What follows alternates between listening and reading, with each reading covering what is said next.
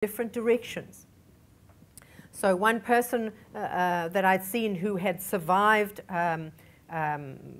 life-threatening event and one of her colleagues hadn't survived, who had been a regular churchgoer, said, I realize there can't be a God. It's all a load of bollocks. How could he let something like this happen? So a huge turnaround for her. I mean, how things will go in the future, I don't know, but suddenly made her rethink. And someone else who also experienced waiting in a building for a long time before they were rescued, had this experience of being in the presence of some benign power and came to say afterwards, I believe that God got me through it. So whether it's in terms of a mainstream religion or simply some sort of increased awareness of spirituality in whatever way, that's also been identified as an area for post-traumatic growth. So I said earlier we'd have a look at some of the factors that will predict whether people will experience post-traumatic growth or not. And so there are four I've got here, probably the four main ones. And social support, and we've heard over and over again how businesses have survived and thrived when they use the support of each other, of their staff supporting each other, of organizations supporting each other. So social support is a massive resilience factor and predicts post-traumatic growth.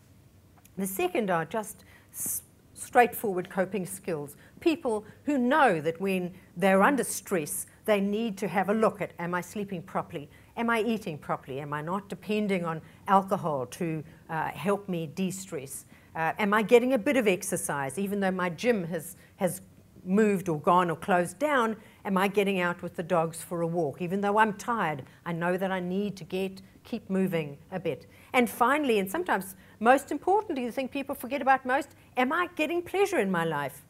Life seems such a grind.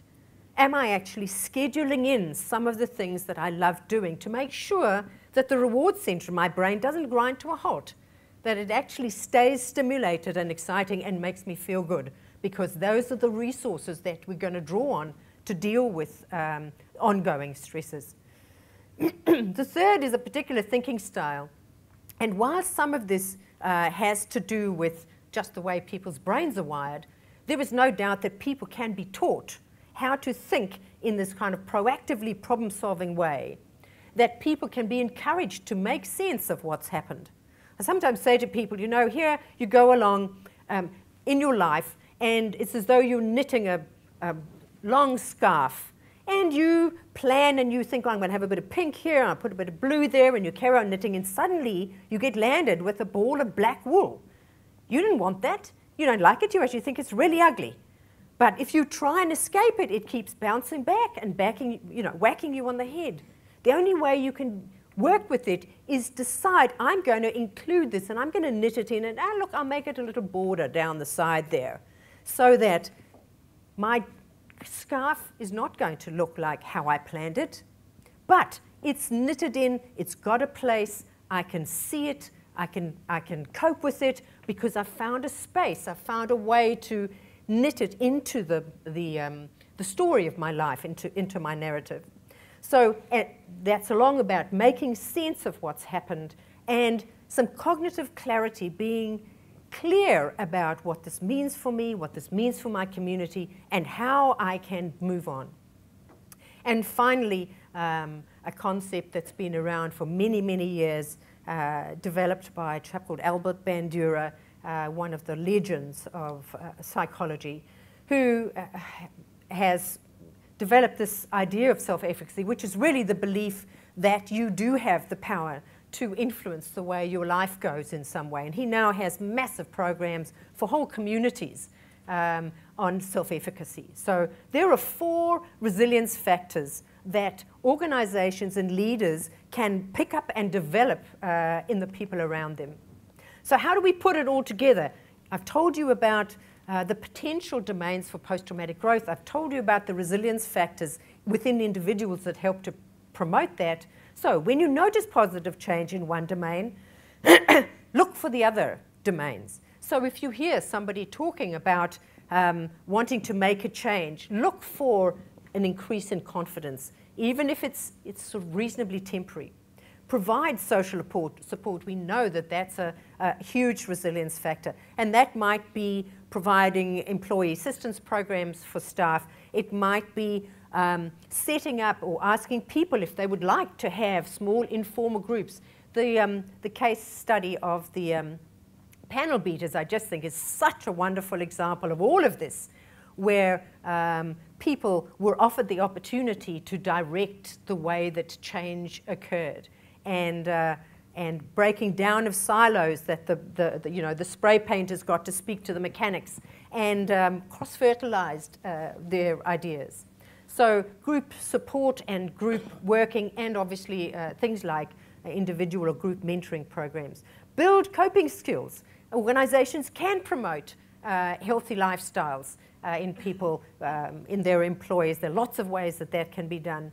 And help people learn to manage distress. And I mean, you don't have to have a whole program. You don't have to have, a major 3-day event for people to learn how to do those things. You just need a small notice somewhere, or an email that goes round that gives one snippet, one thing about when you're feeling bad, whatever. That's all. It just, a weekly in your company newsletter, whatever. Put in drip feed things about healthy lifestyle and distress tolerance. Encouraging proactive thinking. Actively making sense of trauma. This is the old kind of knitting analogy. Actively making sense of trauma and change. Providing opportunities for people to create positive change for themselves. And that's what I loved about the panel beaters for me, that was a major ingredient apart from the leadership. So here you can do is you can combine a changed sense of priorities with a greater sense of personal strength and a boost in confidence, with the recognition of new possibilities, and combine all of that with deeper relationships. And you've got a recipe for helping people develop personally and in their organizations. So we create fertile ground for positive change and facilitate adaptation to the uncertain environments we live in. So, I looked through all of the quotations of famous people, and I thought, the moment's arrived. So this is, the quotation from Fran Vertue. So the traumas of loss and terror can shake our physical and psychological worlds apart, but can also shake loose our old restraints to free us up for new growth. So what I'd like to do right at the end now is ask you all to do an exercise. And here are the factors that I've covered in the last 15 minutes. And I want, at your tables, for you to talk with each other about one thing, either that you do already, that you think you do well, or one thing that you think you can go away and talk about potentially doing better.